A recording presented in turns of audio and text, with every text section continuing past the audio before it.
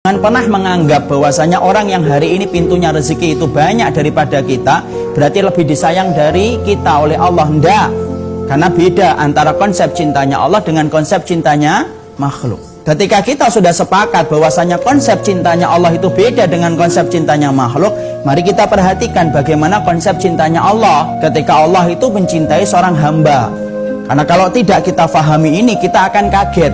Karena banyak perkara yang terkadang tidak pernah kita duga datang ketika kita memperbaiki hidup kita. Karena beriman kepada Allah itu bukan berarti menjadikan hidup kita gampang. Tapi justru ketika kita beriman dan ingin memperbaiki hidup kita dan mengkoreksi hidup kita, terkadang banyak kesulitan-kesulitan yang Allah akan berikan kepada kita. Kenapa Ustadz? Ya karena konsep Allah kalau cinta, Allah berkata, Innallaha idza ahabba qauman ibtalahum fa in radiya falahur ridha wa in sakhita falahu sakhat. Karena Rasulullah SAW berkata kepada kita, menerangkan bagaimana konsep cintanya Allah ketika Allah itu cinta kepada hambanya.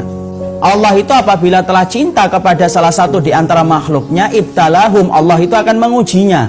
Fa in radiya, kalau kemudian dia ridha dengan ujian yang Allah berikan, falahur ridha, maka Allah itu akan tambah ridha kepadanya. Wa in sakhita, kalau kemudian dia itu murka dengan ujian yang Allah berikan, falahu sakhat, maka dia itu akan mendapati Allah lebih murka kepadanya.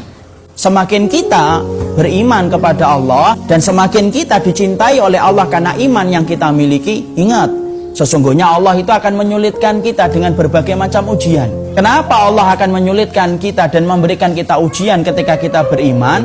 Tidak apa-apa, kecuali tujuannya adalah Allah ingin tahu apakah cintanya makhluk itu betul-betul teruji ataukah hanya sekedar ucapan. Kalau kemudian orang itu hanya mengatakan kami cinta kepada Allah kemudian ditinggalkan, maka mana yang diketahui benar-benar cintanya dan mana yang palsu di dalam cintanya. Makanya Allah kemudian diterangkan oleh Rasulullah, kalau Allah sudah jatuh cinta sama kita, maka Allah akan menguji kita.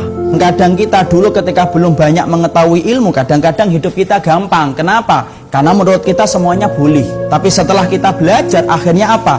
Akhirnya banyak perkara yang dulunya boleh ketika kita masih bodoh, menjadi tidak boleh setelah kita mengkaji ilmu. Karena ternyata tidak gampang beriman kepada Allah dan tidak gampang dicintai oleh Allah. Tapi yang pasti kalau sudah dicintai oleh Allah, kelak dalam kehidupan di akhirat menjadi orang yang paling nikmat hidupnya. Karena alat Allah membayar setiap orang yang diuji itu adalah bayarannya surga.